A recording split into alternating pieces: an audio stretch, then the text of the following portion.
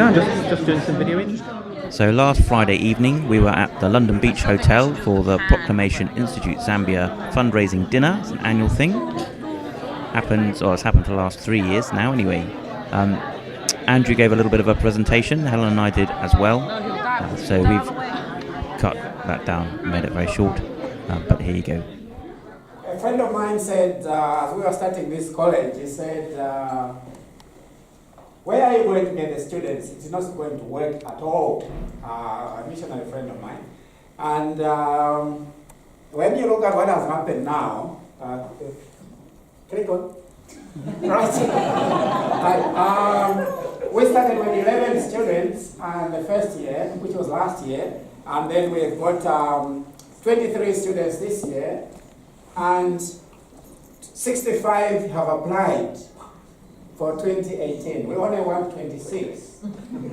Our hostels can only take up to 26. Now the interest from students is very encouraging. Next slide.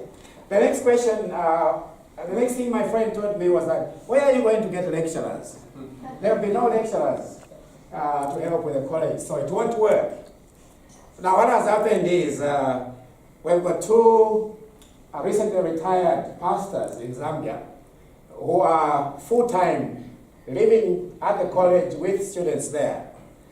And lo and behold, where's Chris? Chris will be going there end of next year, and is going to be full-time. He will be the principal from 2019. And we've got a number of pastors. There is literally what I would say, there is a queue from recently retired pastors in the UK who want to go and help us. So 2 years ago, we were just like all of you, so be careful. We came along because we thought this PIZ thing, this sounds like a really good thing. I want to know a little bit more. We want to know what's going on. We're interested to support. This sounds all very exciting.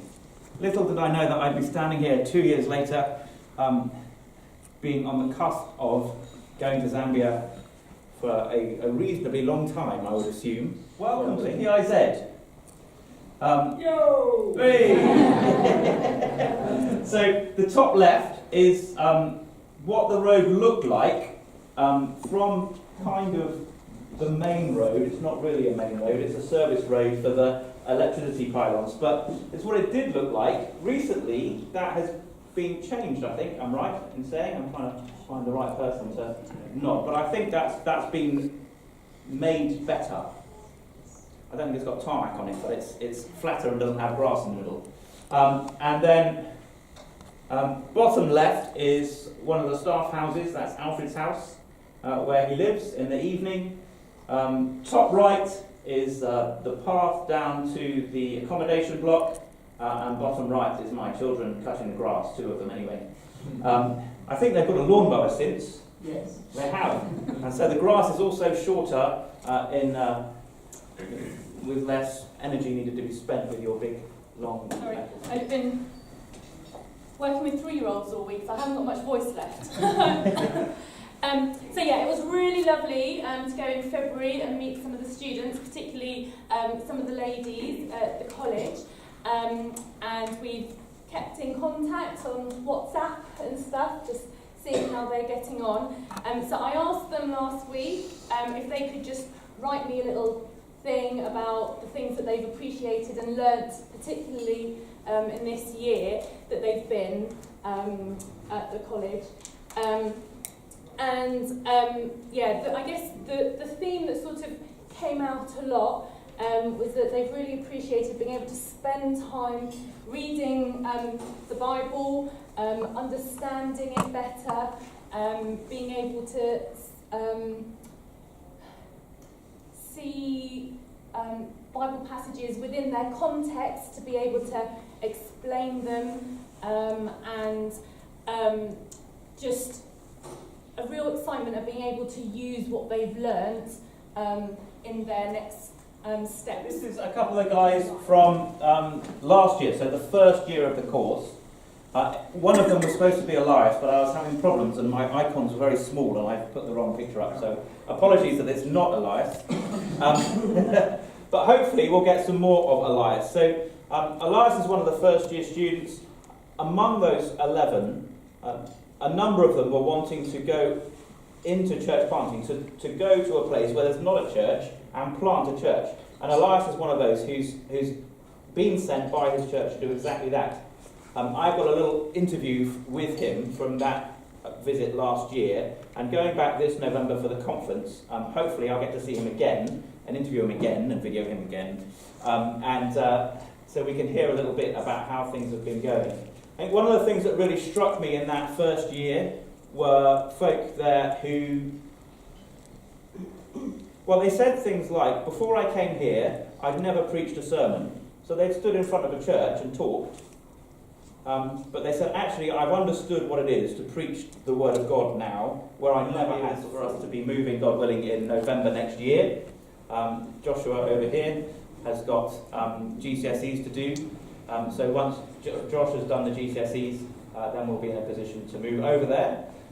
And they are attempting to build a house for us to stay in. So when I said, Andrew, we can go between July and November, probably. July at the absolute earliest.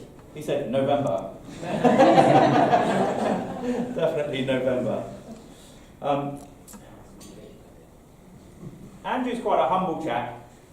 I'm really, really excited about the possibilities of PIZ. Completely separate from whether we're there or not. Strategically, for Southern Africa, I think it has enormous potential. So if you just flick through the slides for me, please, Helen. So that's where it is, in the middle of the scrub, just a little bit north of Kitway. So there's Kitway in the centre. Proclamations Institute is the yellow pin. If you can see that well, you're doing very well. I'm starting not to be able to see that well. So there it is in Zambia. You can come and have a look at these pictures a bit closer. They don't really translate on a big screen when everyone's far away. But if you do the next one, Zambia borders, I think, 8 other Southern African countries. Some of those countries you can get into, no problem with the gospel. Some of them you can't. But people from those countries could come to Zambia to train. And if PIZ can be established and built up to be a place that is really high quality in helping people to get at the scriptures and learn to teach the gospel as it's there in the Bible, it can have a really huge impact, I think, in the whole region. So I'm really very excited about the possibilities for PIZ. And that, I think, is one of the main things that has got me thinking, well, yes, maybe we could go and be helpful. Pray, please, that we not only can go, but also be helpful. But please do be praying that it really would get really well established, and be thinking how much you can be an answer to your prayers and other people's prayers by how you can best.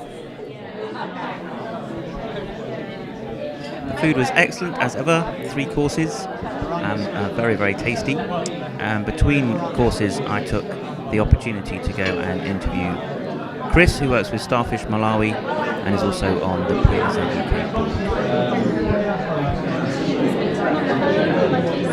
Man taking video? Yeah, I'm going to have a conversation with Chris. So Chris, you're on the board. Yes. What has got you particularly interested in PIZ? Well, it was originally my connection with Malawi, and I knew Andrew, so therefore they thought that I'd be quite useful to join the Zambian board because I had experience of mission work overseas. Okay. And has that proved to be true, do you think? No, I think that, as I say, I meet up with Andrew every month, and we have, and I think I'm quite good as a help for him to see things through a different set of eyes. Okay. So I think, yes, I think he values it anyway. Yes, good. Yes, I'm sure. What are your hopes for PIZ as you look at it and you think kind of medium, long term? Who are you interviewing? Yeah.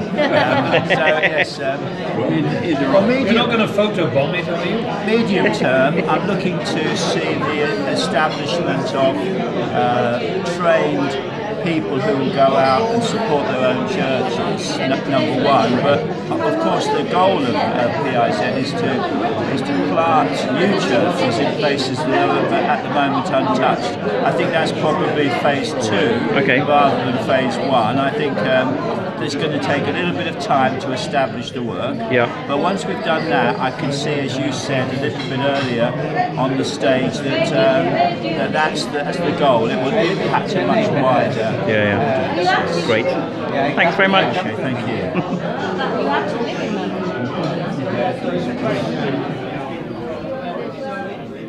The hotel uses these fundraising dinners to be the way that it gives money to charity. Every penny that we paid for the food goes straight from the hotel to the charity, and this evening we raised a total of just over £1,500, which is not an inconsiderable sum and something to give God thanks for.